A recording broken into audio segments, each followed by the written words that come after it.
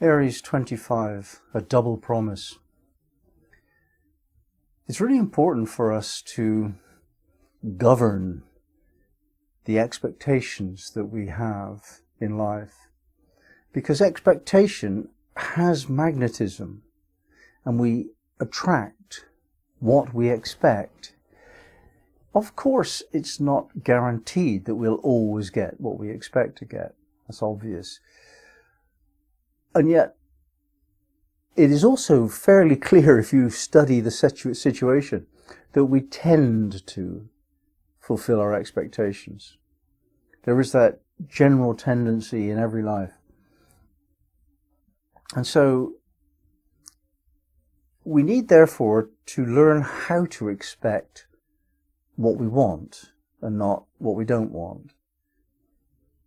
And this process of drawing something that we desire towards us includes an aspect of expecting success. And if we expect to be disappointed, then we will be more likely to attract disappointment. So the mental discipline of optimism needs to be applied.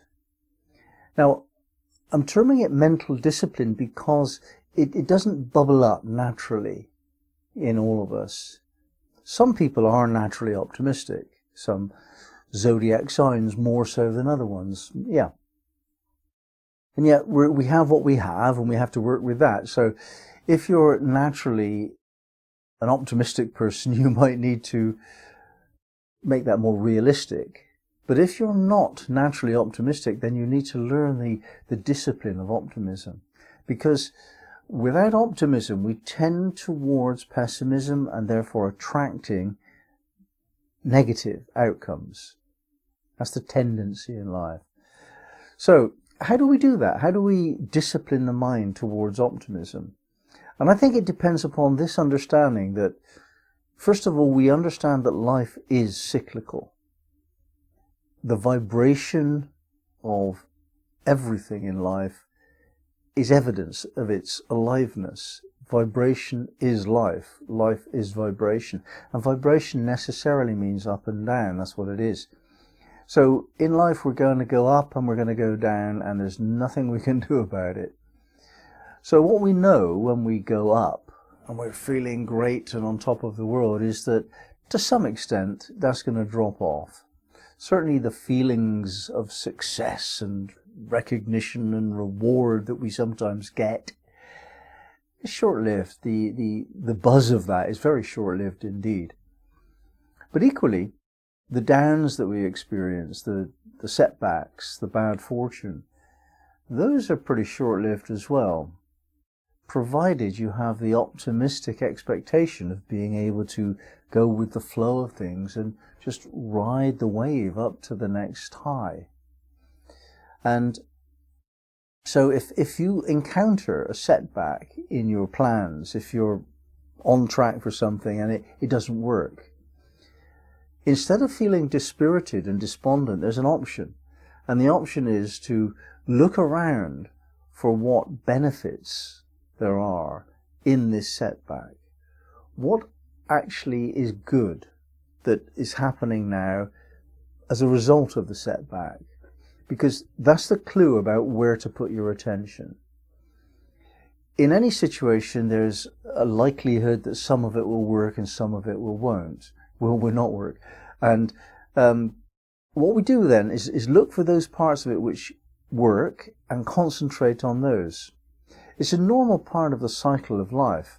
We can see it in nature and we can see it in our own rhythms as well, that we have an initiative like a seed being germinated, and then something challenges our initiative and some of it has to fall away.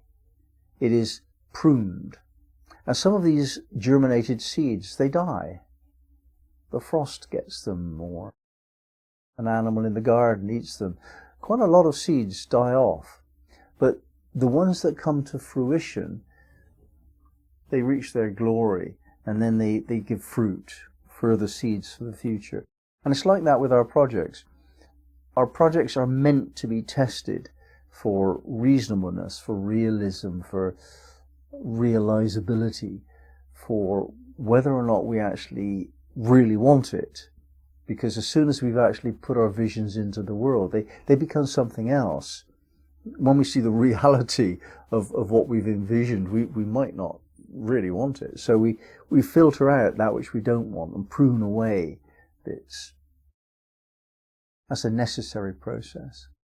And so these setbacks that we get in life are tests as to whether or not we still feel enthusiastic about making this dream come to pass, and whether or not we've got a realistic handle on how to do that. And you'll find usually that where there is a setback, there's also the possibility of a compromise. We tend to do things collectively, cooperatively. It's very difficult to imagine being able to do something without somebody else being involved in some way. So this cooperation brings us up against someone else who wants something different from what we want. That feels like a setback, or it can do. However, with a positive attitude, an attitude of optimism, we can sway a little bit, bend a little bit, see if we can accommodate another point of view a little bit. And we actually find that the benefits of synergy outweigh our own personal dream, and we get more than we could otherwise have got if we give in to the setback, as it were. So this is one operation of optimism.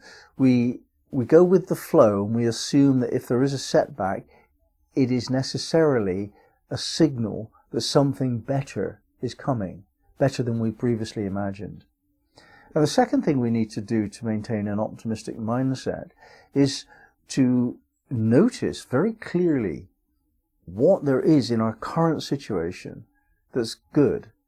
And to do that, we need to become a little bit more perceptive than we were before, because any situation is new, every situation is new, and that means that we don't understand it fully.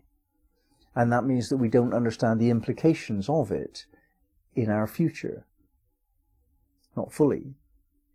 But if we deepen our sense of what's going on here and now, what did that person really mean? What did they say? What did that person ask? Just look into the depth of what you're doing in your relationships with people. Because all of these projects that we are engaged in, they're all relationships. Insofar as we can never do anything alone, every single project that we undertake is a series of relationships, and therefore complex, and therefore having an emotional quality, and therefore having the need to bend and to find synergy instead of setback in a situation. So we need to listen very carefully to what we're being told in our feedback.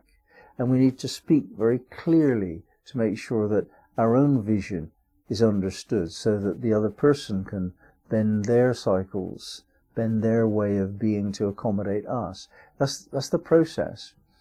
And if we do that with an optimistic attitude, there's this lightness of being. It's more to do with smiles and fun and enjoyment of each other than discipline and instructions and obedience. That's not going to produce the mood of optimism. But the sense of enjoying the relationship will, and the results that come from that are worth more than you can imagine, typically. That's the whole point. You can't imagine everything that you could possibly have in your potential. It's beyond your imagination, because other people can awaken within you a greater potential than you've been able to awaken within yourself. So the need for us to compromise in order to get what we want is now changed. It's not so much a need for us to compromise, but it's something that we want to do, because we know that bending to meet somebody else's vision is actually better for us. And the need to overcome obstacles and deal with setbacks is no longer a task that we don't want to attend to. It's an appetite to learn what this setback has to teach us, knowing that it will enable us to grow further into our optimistic, expansive vision. So the double promise really is that we will get what we want. And if we don't, then we will want what we get. And if we look at that in an optimistic way, it's wonderful. If we look at it in a pessimistic way, what it means is, if we don't get what we want, then we'll compromise our sense of who we are to put up with what we're getting. And your choice is whether or not to look at it pessimistically in the second way, or to actually see that in every situation, your desire nature is inadequate to realize your potential. You need to embrace somebody else's vision of what they want in order for you to actually fully experience what it is that you want in life. And then the promise is that it will come your way, and in fact, you'll get better than what you ever wanted.